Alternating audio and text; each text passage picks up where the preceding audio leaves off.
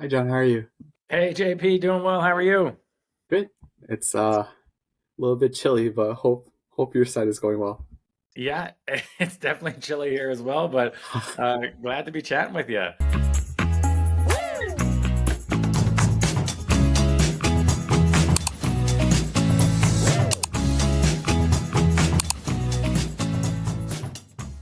Yeah, So yeah, today we're going to talk a little bit about making the LSAT a bit more fun, yeah, um, and how to enjoy the process, right? Because it's mhm, going to be 3 to 6 months, maybe longer, maybe a little bit shorter, but you're going to be spending a good amount of time on this. How can we make this process as enjoyable as yeah. possible?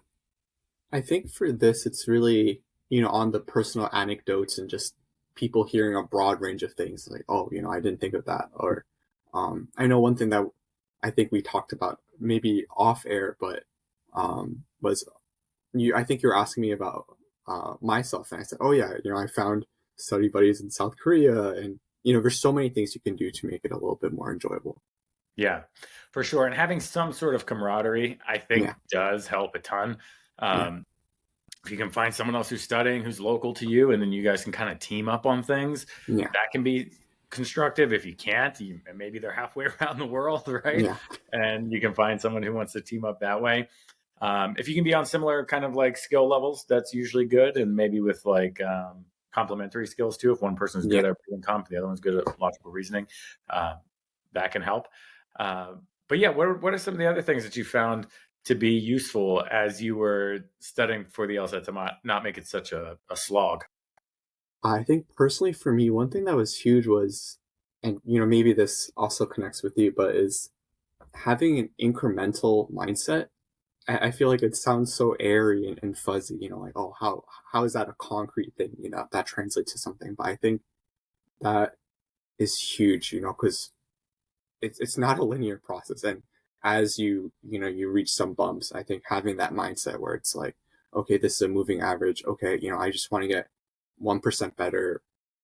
Keeping kind of a step by step mindset, I think was really huge for me because I feel like also in working with so many people, right? We work with people and they're like, they're starting the 150s and they're like, I want to get 175. And so, before we get there, let's get into like the 160s. And it's a Yeah. stepwise function. So I think that was huge for me and it takes some of the pressure off.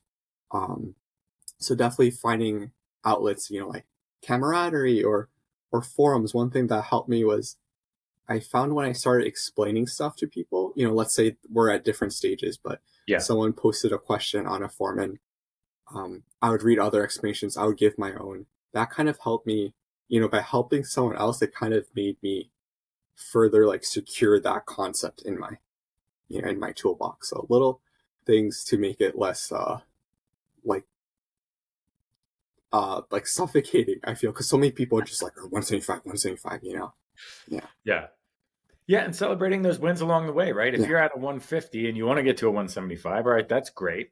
But if you get to a 155, hey, that's a pretty big win, right? You Yeah. move 5 points, Yeah. you get to 160, Yeah. 165, 168, 169, 170. Like as you get closer, those wins kind of tighten up because there's so much less ground to cover. So each point is proportionally a much larger step towards your goal as you start to approach it. But yeah, I mean, there's some people who are like, oh, I've only gone up 12 points. I'm still, 15 points from my goal. And it's okay, that's one way to look at it. But another way is like, hey, I've gone up 12 points. Like I Exactly. am halfway basically to my goal.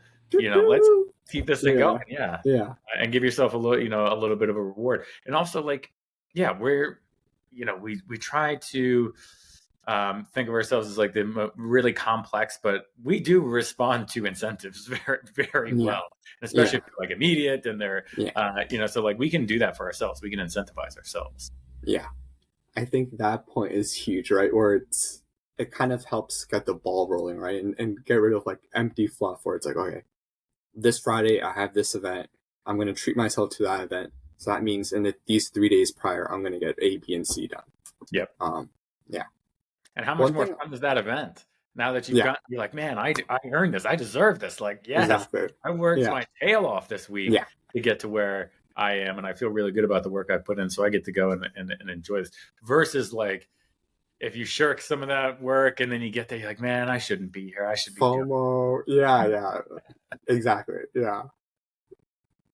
Um, and the last thing I think I'll also touch on that I think is huge and maybe isn't it's like underappreciated, but the personalization. Because I feel like with all these things, right? Let's say someone's trying to be a better runner or like wants to be like a better lifter. You know, it's a lot of like copying. Like this works for this other person. I think the Yeah.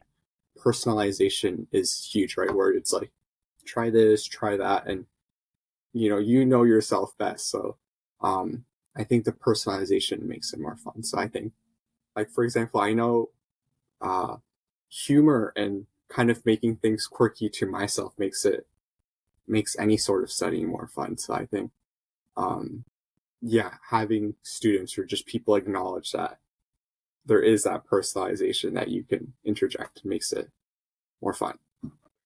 Yeah, for sure. And some of the you can look at like what certain people do and you may mimic that, but you do need to put your own like little twist on it too, right? Yeah, So I yeah, just said celebrating at every 5 point increment, right? yeah, Maybe you celebrate every point, or yeah, maybe it's every 7 points because that's your lucky number, or whatever it is, yeah, like adjust these things, but like having some sort of um mechanism along the way that's interesting to you. And for some people they may be like, that doesn't interest me at all. Like I want to, yeah, there's other things that they want to focus in on, or increments that they want to go for, or other different strategies that they're employing that are maybe a little less directly um, incentivizing.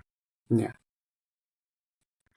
Yeah, I know when I was studying, the big thing I tried to avoid was burnout. Like if I could, you can think like there's some people like, all right, I'm going to lock myself in a room 12 hours a day, hit these books, and we're going to get it done. But you will get burnt out really quickly. So like giving yourself that, like your example, the event at the end of the week, like, all right, I'm going to really put it in, put all the work in that I need to, so I can go and relax at this event. I'm not even going to think about the LSAT. That's also like recharging you yeah. and getting you ready for that next step or those next few battles that you're going to have coming up in the subsequent weeks. Yeah, I think that's huge because you have, and I definitely felt in this category. And I think maybe a lot of people that are, taking this test would fall in this category where it's, you have people where it's like, I'm going to like lock myself in here and, just really going 100% in, which I think is good. But then if you're not aware of the fact where it's like, these are like, it's like empty calories where I'm sitting in here, but the quality is greatly reduced, I think. Um, and you see parallels with that in everything, right? Like I know personally for me, um, I I started running a little bit competitively, and then I noticed during one set of like one period of time, there were huge increases in my progress. And I did the exact same thing, but I saw it as a chore, and it was, I was doing the exact same thing, but the quality was definitely not there. And then, I really plateaued, and I think being aware of um, touching base with yourself is important to see like, Yeah. what did I get out of these couple days, like maybe I should go to that event or something. Yeah. Yeah. And sometimes you may just need to, people are thinking like, especially with like when the games is involved, but I can see this even with logical reasoning and reading comprehension. Like if you're sitting down to study and you just don't want to do reading comprehension right now, but you're really interested in cracking this thing that you were working on with strength and questions that you just quite haven't cracked yet, go where your interest is sometimes Yeah. too. Like, you can't always neglect your reading comp or Yeah. some area of logical reasoning. But if you find yourself just naturally in different moments wanting to do different stuff, that's the stuff you should work on, I think. Yeah. Oh, I 100% agree. And I think it's not just for this, but anything where, you're trying to like reach, like a high level of excellence, being able to know like, okay, on the schedule, I had like a VO2 max run, but I know for myself I need this, or on a schedule I was gonna go for these RC passages, but I know the quality won't be there. Like I can adjust, and that's perfectly fine. So I think that again, it's really that fine tuning. I think um, that allows for, a little bit more comfort, and makes the process a little bit more pleasant. Yeah, for sure. And you'll find as you start to make progress in any section of the test, you'll start to become more interested in it because it is Yeah. a very interesting test. And at first, when the test is beating you up every turn that you take, it's not Yeah. super fun, right? But as you start to win more and more of those battles, it does become more enjoyable and more interesting. So, like getting some quick wins and just kind of getting that momentum going early can be important there as well. Yeah. One thing that I think was a little bit, I guess, quirky on my end, but I found it to be very helpful. And I think when, working with students or, study buddies, etc., one thing that I think could be quite effective is using like humor, or maybe you have a template of, there's this strengthening question that follows like this cookie cutter format. Let me put in some of, my humor, or let me put in something that I'm familiar with, and then it really sticks. Right, you're not reading about maybe some like ancient pottery technique that's just so foreign to you, it just goes over your head, but you interject maybe some sports or something. I've personally, I've seen when I do that with students, then they're laughing because it's not this pottery technique. It's like LeBron James, Evan, Yeah. and then because there's the humor, there's it's not just a floating kind of fact, right? It's something that's like personal, and then with that personalization, it really sticks. Um, and I think it makes it more fun too, right? So I think, um, yeah, humor underrated. Yeah, for sure. And um, I always enjoyed when I was teaching like large classes and then we, like something spontaneous would happen where like somebody would say something or something funny would happen. We'd all laugh and we'd be like, "Oh, this is great."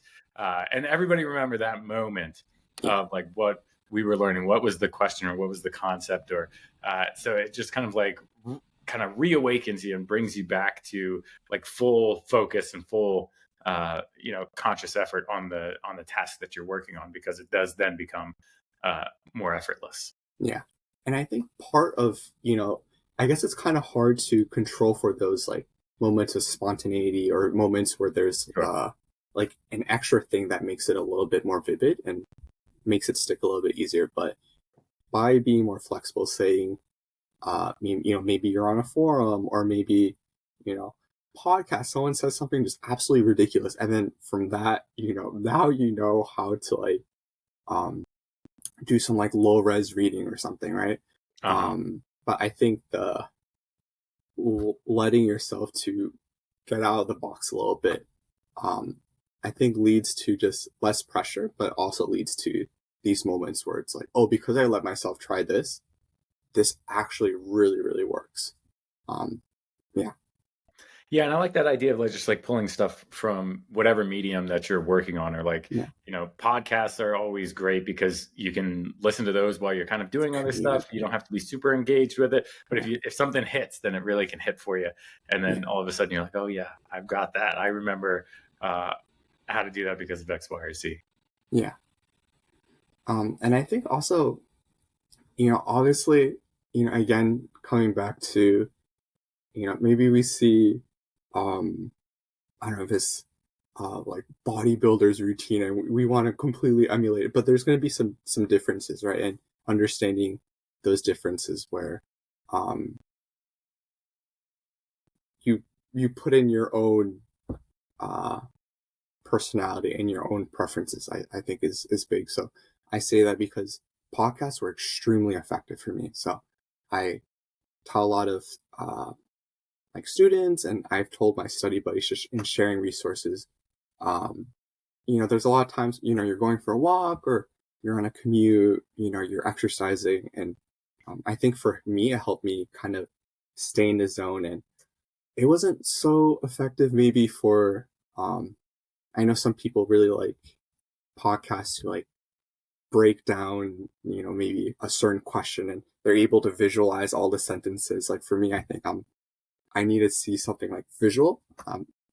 So it wasn't effective in that regard, but it was good for me to kind of stay focused, but not like, oh, I'm trapped in a box, but just like this is my goal. Let me engage with it and hear about admissions or maybe like personal statements or just kind of being in a space helped Right. me further engage with that. And so I say that because that worked for me, but I've some study buddies or some people I told that to where they're like, this is like my time that I dedicate for Yeah. this. And I know. then out of that time, I do not want to touch it. And Yeah. that worked for them, right? So I think, Yeah.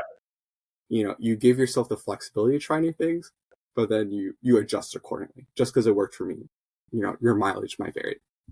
Yeah, and you mentioned forums. I know for a lot of people, forums become this like horrible time suck that just like destroys the like Yeah. all productivity as far as LSAT studying goes. But you found like a lot of really good value in it Yeah. as well. So again, like figuring out, is this net benefit or net negative for you? Is it taking away from like more like rigorous study time that you could be doing, or is it adding in some other ways like finding study buddies or trying to explain some questions, or and you can do all of that stuff too by yourself if you're more of an introvert Yeah. and you really don't want to spend a ton of time hanging out with strangers or like getting to Yeah. know new people for this Yeah. process.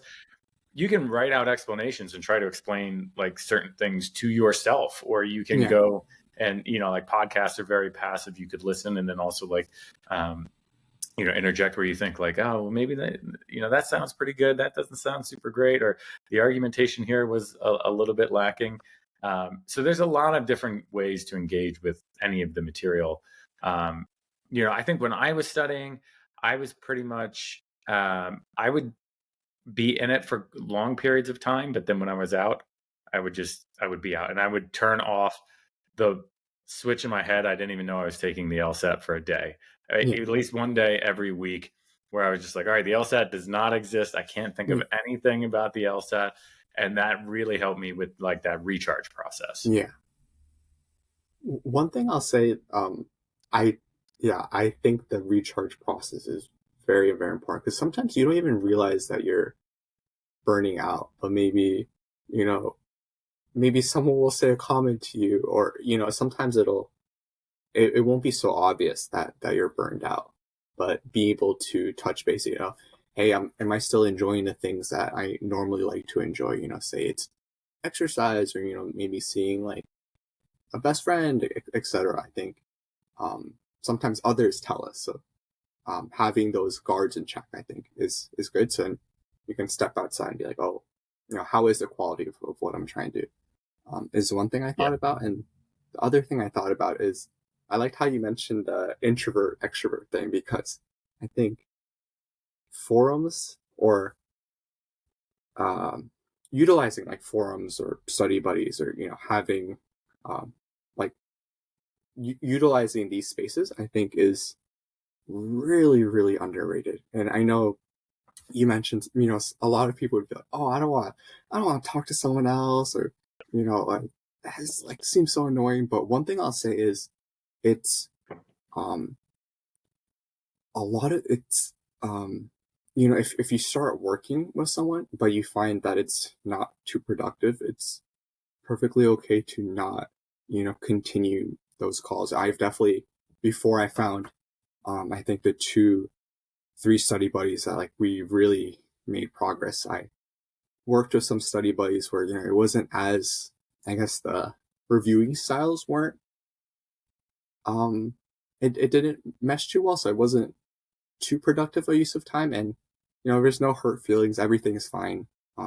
So I think that is one important thing to note. I think another important thing to note is for a lot of these calls there's um kind of funny with how like impersonal or kind of how like relaxed they were. I'd maybe be driving a family member to a doctor's visit, and then in the waiting room, I'd have a Google call, and we're both looking at the same material, and it's not face to face, and just very like casual conversation. So I think Yeah. some people are like, oh, am I gonna face to face or like webcam? Like a lot of these things, it's if it works, it works. If it doesn't, it's no pressure. Definitely something I think that wouldn't hurt to try. Sure. And I think, if you're working with a study buddy and you're feeling like it's not working out, they're probably feeling the same way, Yeah, right? It's usually not like they think it's awesome and you think it's not really working that well. It's yeah, usually like, we can't seem to get this thing together. Maybe we should try, splitting out and working with some different people. So, yeah, I think that's all super fair. And also, yeah, again, just to the personalization. Do you want it to be a face-to-face Zoom call? Is that what, yeah. do you Maybe some want it to people like be that. an Yeah, audio call, or yeah, um, it could even be asynchronous. yeah, Like where you could be sending voice texts to yeah, somebody, like there's yeah. so many I different did that. ways that you could wrap this thing up Yeah, that you really can make it something that, and that is personalized to you every step of the way. yeah, Um, and then that same thing goes with any of the things that you're engaging with, not just other study buddies, but what materials are you engaging with? What mediums are you engaging with?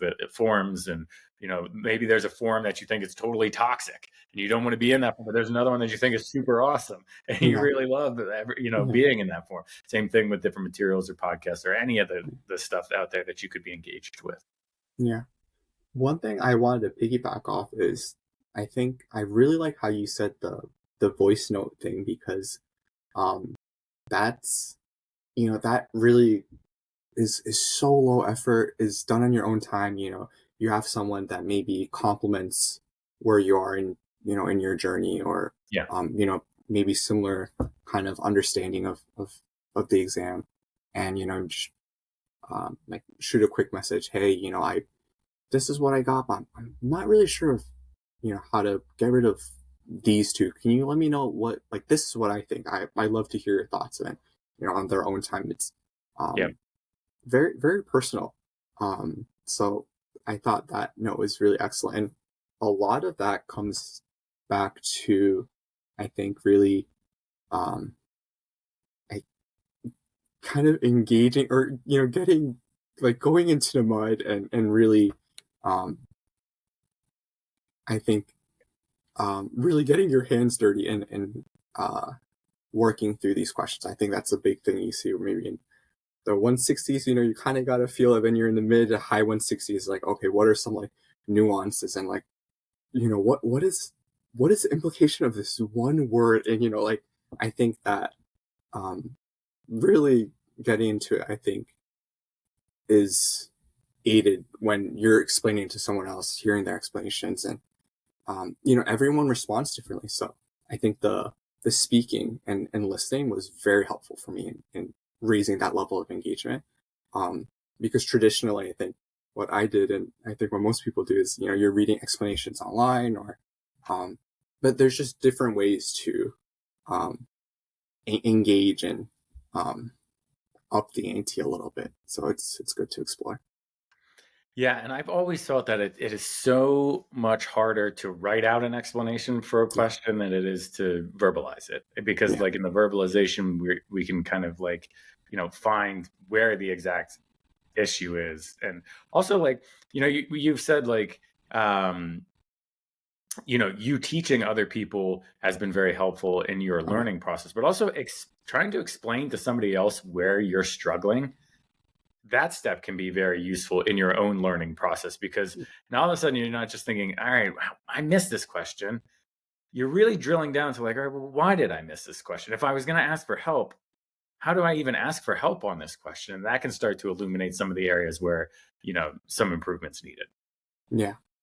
And I think sometimes sometimes you don't even, again, I think on the burning out, and also with on the study buddy note, sometimes you don't realize until someone else tells you. So I definitely know, um on both of these, in both these spaces, if, hey, you have been coming to the gym with us, or on the study buddy note, it's like, I notice a pattern. Sometimes you're, like, for these kinds of questions, you go this way, but you know I've noticed if you go this way, it's actually a little bit helpful. It's, oh, yeah. I think a lot of times it's uh, these two things. One, having guards in check, to uh, temperature check, see how you're feeling, and Yeah. in working with others, you can better understand your own situation and adjust from there. Yeah, and also if you're not careful, studying for the LSAT can become a very lonely process. Yeah, And sometimes I've seen that in students where, um, they're like, this is my whole life. This is the only thing I do. I've cut everything else out, um, which can become a very unhealthy place to be for yeah, extended periods of time. You yeah, may have to be in it really hard for certain bursts and times, but it's always good to have a support system around you, people yeah, who can help you and point things out to you and give that outside perspective. yeah. I definitely want to piggyback off that support system because I think in a lot of spaces, say, um, like I recently joined a running club for the first time. I saw my progress just skyrocket. There's research that shows the running in a group, the endorphins are higher, right? Or maybe like I don't know why when I'm doing strength training, I'm so much stronger when I'm with my friends. I think it's just that helps modulate a more positive environment, which helps with performance, right? So, and a lot of what we're talking about is these different ways to kind of create a more positive environment, more positive experience. And, even if it's just, hey, there's other people doing what I'm doing, it makes me feel a little less lonely, or, Yeah. you're hearing stories, or, you're just, um, I think that little, um, realization is big too. Maybe if it's not like through a study buddy, or maybe if it's just like through podcasts or videos, or maybe just like kind of being in the loop in this space, I think it makes it um, more fun. Yeah, Yeah, for sure. I mean, the LSAT, studying for the test is a difficult process, but it doesn't have to suck too bad. yeah, And I think if we employ some of the things that you've discussed today, I think people can have a much easier time with it and a much more enjoyable time doing it. So I appreciate you jumping on with us, JP, and filling definitely. us in on some of those strategies that you've used and you've helped other students use. And yeah, looking forward to our next one. Yeah, thank you, John. Appreciate it. All right. Thanks, JP. Bye. Bye, guys.